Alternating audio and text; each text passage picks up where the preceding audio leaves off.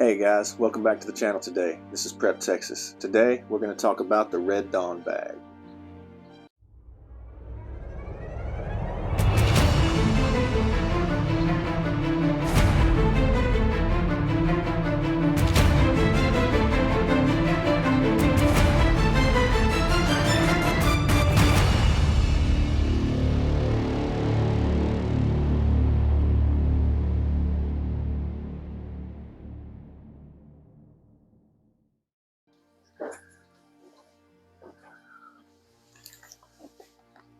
So in the Red Dawn bag, I'll show you kind of how I have it packed out here and kind of my theory about the things that I put in here. Of course, this is geared straight to a fighting situation, not really a survival, long-term survival situation. So keep that in mind with the contents that I was able to put in here. But I put this together thinking, you know, if Red Dawn happened, an invading force started parachuting down, what would I like to have in the back of my vehicle to neutralize that, let's say, or just survive that, perhaps. So not knowing, of course, how it's going to go, the debatable thing here may be the gas mask. And I know some of you guys are for gas masks, some of you guys think that it's a waste of time and money to have them, but I do have them. So I think, you know, if there was an invading force at that point, the rules would be out the door. So there's no telling what kind of weapons they would use against us. I think that having a good gas mask is really essential. So I like these Israeli gas masks here. They're fairly cheap, and you can find these filters fairly easily too. So, of course, you're going to need some type of weapon. And with this bag, this is a Remington. This is a big Remington bag you can get from the hunting section. But it does great for holding this much gear. And it can also fit this 16-inch rifle if you break it down. So I think that having a full-size rifle, you know, in a bad situation is a good thing to have. So I put the palmetto rifle in here, as you can see, and we'll roll some footage in of this guy. But I think the benefits of one, not only having a 16-inch rifle or a full, at least a 14.5, some kind of longer barrel rifle to get ballistics out of, and some kind of magnified optic and white light, I think is gonna be really essential. I have different videos on weapon loadouts and things like that, so you can get into that at a different time. Make sure you have a good strap, a good magnified optic, and a good white light at the least. So I debated again on if I was going to put a belt in here, but I think in this situation, of course, if it's just a fight, you got 5 seconds to grab what you can, and you're fighting people off, I would love to have this belt on me. And the way that I got it rigged here, I got the Safariland low drop with the QDL. This is actually a Blackhawk holster. I do have a Safariland holster that was sent to me by a good friend of mine. You guys can go check his channel out. It's called Risky Krisky. Awesome content over there, and he's a really great guy too. So check him out. Through the K-bar, of course, you guys know I like K-bar knives, but this is just a Grey Ghost gear belt. So it's not anything too fancy. It's just an inner outer belt setup. I keep it pretty simple. So I think that would be beneficial to have. Always, guys, have a good medical kit. If you guys need help finding a medical kit, I definitely recommend RefugeMedical.com. It's owned by the Bear Independent channel, PJ over there.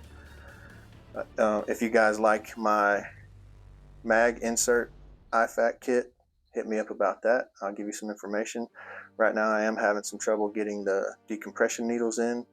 They say that it's a logistical situation, I guess. So I'm sorry guys for the orders that are backed out right now. As soon as I get those needles in, I will be sending them out to you guys. But always keep a good first aid kit in the bag, guys, no doubt. Next, a good pair of boots. I don't know what kind of footwear you guys wear on a daily basis or to work. Here in Texas, a lot of men are wearing steel-toed, like cowboy boots to work, some kind of work boot. And that would be an awful footwear to have to run and be agile in. So definitely, if you wear some kind of heavy steel-toed boot to work, or even if you're in an office and wearing loafers or something like that, definitely keep a good pair of boots that give good ankle support and good traction for you to move and run and gun, guys.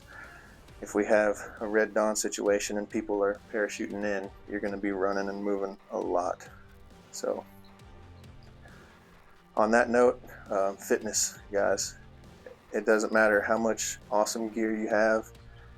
If you're out of shape and you can't run a quarter mile to get out of the way, or whatever it is to get back to some ammo, you're more than likely not going to make it. So get your diets under control, get your working out plan going, and try to stay fit, guys. All right, definitely a good pair of ear pro, and this is just a short range, like GMR radio. What is it, GMRS, walkie-talkie type radio, so it's not going to do anything. But I do have a radio in here we'll get to in a second that hooks up to these. But good electronic ear pro I would recommend, because being able to hear your adversary when guns aren't going off is a big thing too. So just putting foamies in, it's gonna really impale your ability to hear what's going on around you. So electronic ear pro is a must. A good hat, guys. It's going to keep the sun out of your eyes.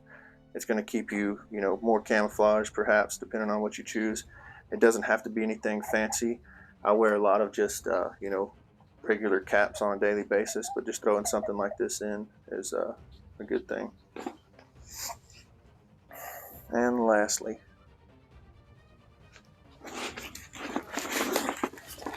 some kind of load-bearing equipment. This is my Condor, I don't know what it's called, Recon Chess Rig, something like that. And if I had to grab just one piece of equipment along with my rifle, this would be what it is, and I have it set up as such. So I carry 6 30-round mags and 1 40-round mag, and then I have, of course, one in the gun and one on the belt. I don't always have the belt with me, but I definitely do keep 1 pistol mag, 1 rifle mag on the belt. But if I don't, I'll have 1 in my gun, 6 30s and 1 40, and that gives me a pretty formidable amount.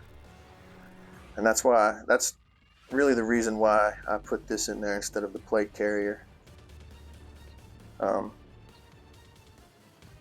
I know it's been floating around a lot, the fact that the guy who has the most ammo typically wins the fight. So if you have a really slicked up plate carrier that holds 3 magazines across the front of it, but it's easy to maneuver in. I don't know if you guys have been to the range lately and seen how quickly it takes to burn through 3 magazines, even when you're doing low round count drills. But magazines burn through very, very quickly, guys. Very quickly, especially if you're really slinging lead at somebody trying to suppress someone or save your own life, movement, whatever. It takes a lot of rounds. So definitely try to get as many magazines as you can loaded up and put on a rig that you can take with you, for sure. This is map equipment, compass, pace beads, waterproof map holder, as well as some first aid. 2 pistol mags, chem light, face paint, flashlight and lighter, multi-tool, radio, and a good tourniquet, also with the med kit and my scissors here.